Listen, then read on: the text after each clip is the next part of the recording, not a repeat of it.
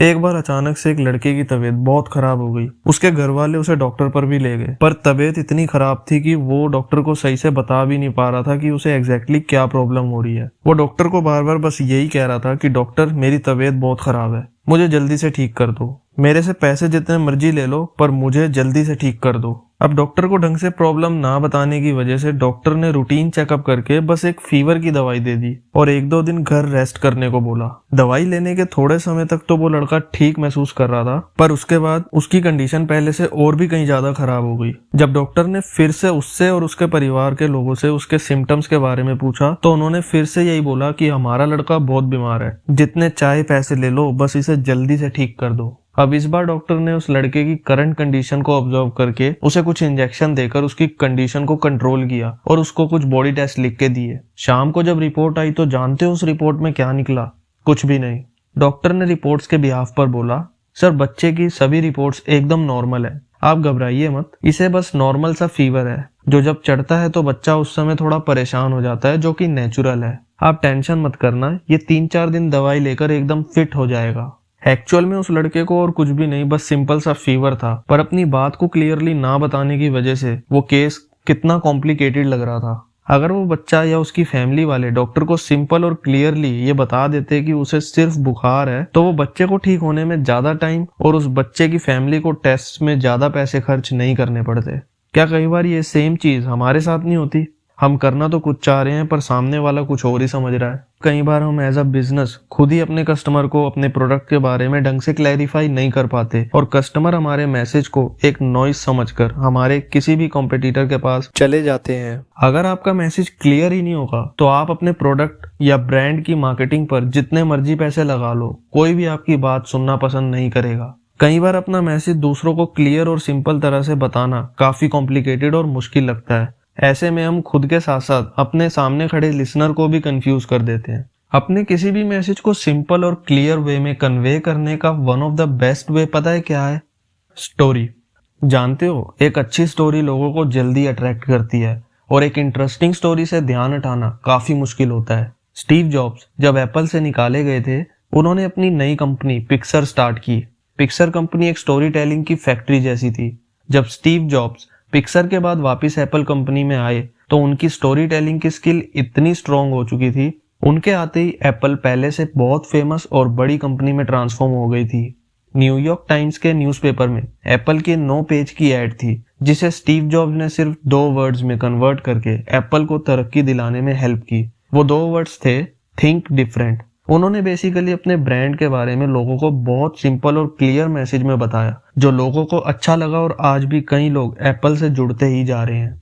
लोग हमेशा best product नहीं लेते, वो उन प्रोडक्ट्स को पहले खरीदते हैं जो उन्हें जल्दी समझ में आए। एप्पल ने कस्टमर्स को अपनी स्टोरी के जरिए आसानी से समझाने की कोशिश की कि उनका ब्रांड एक्चुअल में क्या है, जिसकी वजह से उनके कस्टमर्स अपने कंपटीटर्स को भूलकर बस उनकी तरफ ही खींचते चले गए। नाउ ऑथर ने एक अच्छी कंपेलिंग स्टोरी को 7 एलिमेंट्स में बांटा है, जिसे फॉलो करके हम बड़े आसानी से बिना किसी कंफ्यूजन के अपने लिसनर, अपने कस्टमर या ऑडियंस के माइंड में घुसकर उसे अपना मैसेज कन्वे कर सकते हैं। SB7 framework. Element number 1, a character. Character वो हीरो है जो अपनी लाइफ में कुछ चाहता है और अपने डिजायर को पूरा करने के लिए हीरो की लाइफ में कई सारे चैलेंजेस आते हैं। एग्जाम्पल, DDLJ यानी दिल वाले दुल्हनिया ले जाएंगे मूवी तो आप सबने देखी होगी। उस मूवी में राज का एक डिजायर होता है कि वो किसी भी तरह सिमरन से शादी कर ले। एक्चुअल में हीरो हमारा कस्टमर होता है, जिसकी लाइफ में कुछ प्रॉब्लम्स हमारे ब्रांड, प्रोडक्ट या सर्विसेज से रिलेटेड होती हैं, जिनका सॉल्यूशन हमें एक अच्छा गाइड बनकर अपने हीरो की हेल्प करना होता है। Element number 2, problem. अब राज सिमरन से शादी तो करना चाहता है, पर राज की लाइफ में सबसे बड़ा चैलेंज सिमरन के फादर बलदेव सिंह जी होते हैं, जो बहुत गुस्से वाले होते हैं। राज को अपनी सिमरन से शादी करने के लिए किसी भी हाल में उसके फादर को मनाना ही होगा। अगर वो ऐसा नहीं करेगा तो वो सिमरन को खो सकता है। ज्यादातर स्टोरीज कैरेक्टर से स्टार्ट होती हैं जो अपनी लाइफ में स्टेबल और शांत होता है, पर फिर अचानक से उस हीरो की शांति एकदम खत्म हो जाती है। वो अपनी खुशी को वापस लाने के लिए, अपनी लाइफ को वापस से शांत भरी लाइफ बनाने के लिए एक जर्नी पर निकलता है, जहां उसे कई मुश्किलों का सामना करना पड़ता है। जैसे राज सिमरन की फैमिली को, स्पेशली उसके फादर को मनाने इंडिया उसके विलेज निकल पड़ता है, जहाँ बलदेव सिंह जी अपनी बेटी सिमरन की शादी अपने एक पुराने बेस्ट फ्रेंड के बेटे के साथ करने के लिए गए होते हैं। पर जानते हो, राज अगर अपने फादर धर्मवीर मल्होत्रा जी से अपनी इस प्रॉब्लम के बारे में बात नहीं करता तो वो इंडिया जाने की कोशिश कभी नहीं कर पाता। धर्मवीर मल्होत्रा जी इस मूवी में SB7 फ्रेमवर्क के मुताबिक एलिमेंट नंबर 3 यानी कि एक गाइड थे। अब सिमरन से शादी करने के लिए राज ने ये नहीं सोचा था कि उसे सिमरन के फादर को इतनी मुश्किल से मनाना पड़ेगा, पर इस काम में राज के फादर ने उसे पूरा सपोर्ट किया और उसे होप दिखाई कि वो अभी भी इंडिया जाकर सिमरन की शादी रुकवाकर उसके फादर को मना सकता है।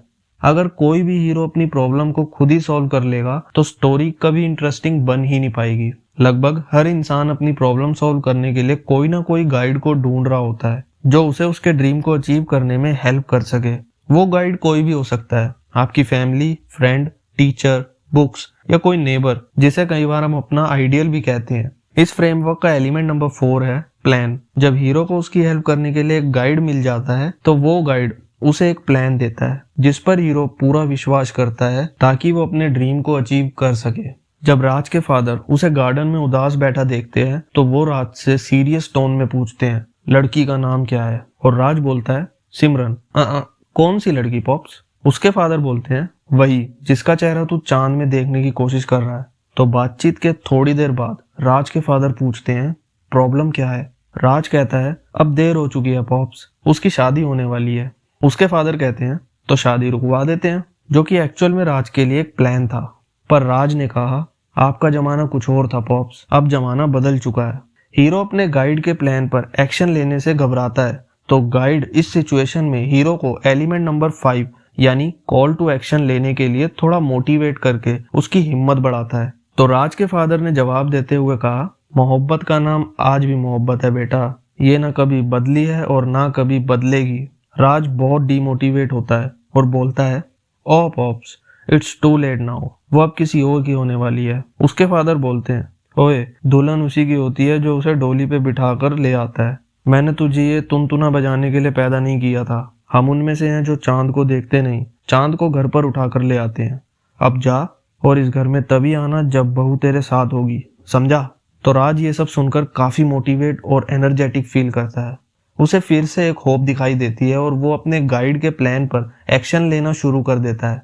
एक स्टोरी को बहुत ज्यादा इंटरेस्टिंग बनाने में सबसे बड़ा हाथ होता है एलिमेंट नंबर 6 का, जो कि है helps the hero to avoid failure.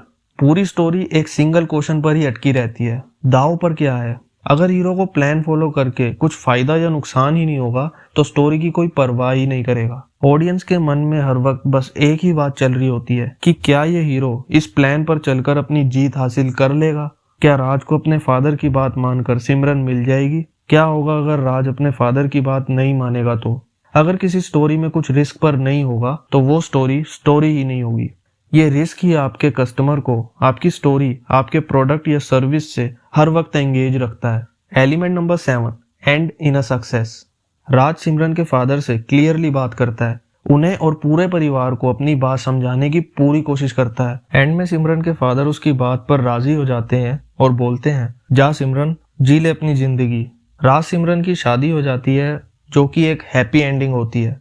तो स्टोरी का द ग्रेट स्टोरी बनाने वाला एलिमेंट होता है एंड इन अ सक्सेस, जो हर कोई एक स्टोरी सुनते वक्त कहीं ना कहीं एक्सपेक्ट जरूर कर रहा होता है। तो अगर SB7 फ्रेमवर्क का मैं आपको सिंपल ओवरव्यू समझाऊं तो इस स्टोरी ब्रांड फ्रेमवर्क का पहला एलिमेंट है कैरेक्टर, यानी कि एक हीरो जो अपनी लाइफ में कुछ चाहता है। पर दूसरा एलिमेंट यानी कि एक प्रॉब्लम को सोल्व किए बिना वो हीरो अपनी इच्छा को पूरी नहीं कर सकता, तो उसकी इच्छा को पूरी करने में उसे स्टोरी का एलिमेंट नंबर 3 यानी कि एक गाइड आता है जो हीरो को पूरी तरह से उसकी इच्छा पूरी करने में हेल्प करता है और हीरो की प्रॉब्लम से लड़ने में उसे गाइड करता है। वो हेल्प कैसे करता है? एलिमेंट नंबर 4 यानी एक प्लान देकर। सिर्फ प्लान से कुछ नहीं होता, आइडिया तो मैं भी आपको दे रहा हूँ इस बुक को पढ़कर एक ग्रेट स्टोरी बनाने का, पर हीरो तभी अपने डिजायर को अचीव कर पाएगा जब वो उस प्लान पर इम्प्लीमेंटेशन करे, जो कि इस फ्रेमवर्क का element number 5 call to action है। वही एक्शन हीरो को उसकी लाइफ में फेलियर्स अवॉइड करने में हेल्प करता है, जो कि एलिमेंट नंबर 6 है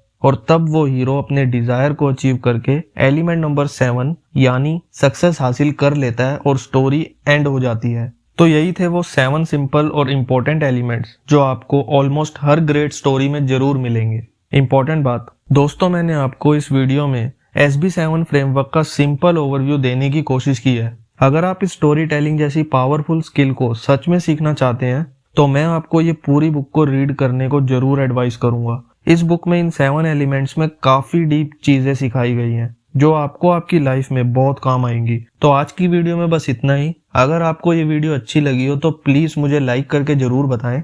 बेल आइकन पर क्लिक करके चैनल को सब्सक्राइब जरूर करें। And last, thank you so much for watching.